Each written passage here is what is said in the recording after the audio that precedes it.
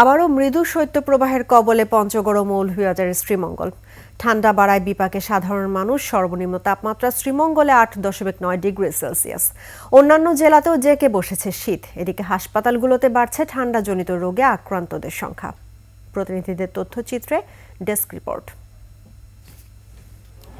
দেশের সর্বনিম্ন তাপমাত্রার পারদ নেমেছে মৌলভীবাজারের শ্রীমঙ্গলে। কুয়াশা আর ঠান্ডায় জনজীবনে নেমেছে স্থবিরতা। সবচেয়ে বেশি দুর্ভোগে চা শ্রমিক সহ নিম্ন আয়ের মানুষ। ঘন কুয়াশার কারণে ব্যাহত হচ্ছে যানবাহন চলাচল। তো শীতের মধ্যে আমরা তো কাজকর্ম করিয়া খাইতে, ঠান্ডার মধ্যে তো আমরা চারা বাড়ি গিয়া কাজ করতে হয়, না করলে খাইমু কি। উত্তরের জেলা পঞ্চগড়ের তেঁতুলিয়ায় তাপমাত্রা 9.4 ডিগ্রি। কুয়াশা কিছুটা কমে আসলো, মৃদু শৈত্যপ্রবাহে বেড়েছে দুর্ভোগ। কুয়াশা কম আছে, ঠান্ডা বেশি, কাজ করা যায় না। ঠান্ডার কারণে লোকজন কম, বর্তমান ভাড়াও নাই।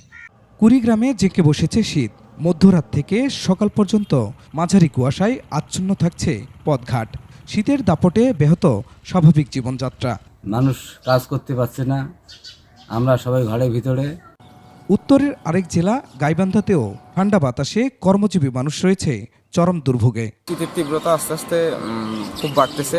এরকম অবস্থায় আসলে সাধারণ মানুষের জীবনযাপন করা খুবই কষ্টকর।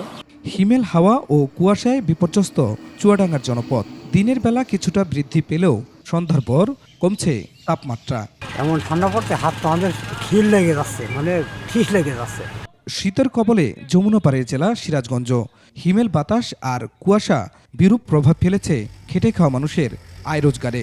Double million offer Walton fridge কিনে পেতে পারেন 20 লক্ষ টাকা, রয়েছে কোটি কোটি টাকার নিশ্চিত উপহার। শীতে মানুষের কামাই রুজি বন্ধ, তারপরে গরিব মানুষের চলাফেরা কষ্ট। এদিকে রাজবাড়ী ও শরীয়তপুরে বেড়েছে ঠান্ডাজনিত রোগ। সবচেয়ে বেশি আক্রান্ত হচ্ছে শিশু ও বৃদ্ধরা।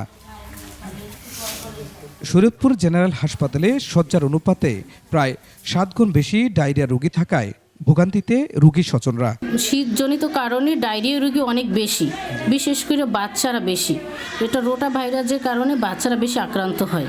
শীতজনিত রোগ থেকে বাঁচতে সচেতন থাকার পরামর্শ চিকিৎসকদের। খুরশিদ আলম মুকুল, ডেস্ক রিপোর্ট, 21 টেলিভিশন।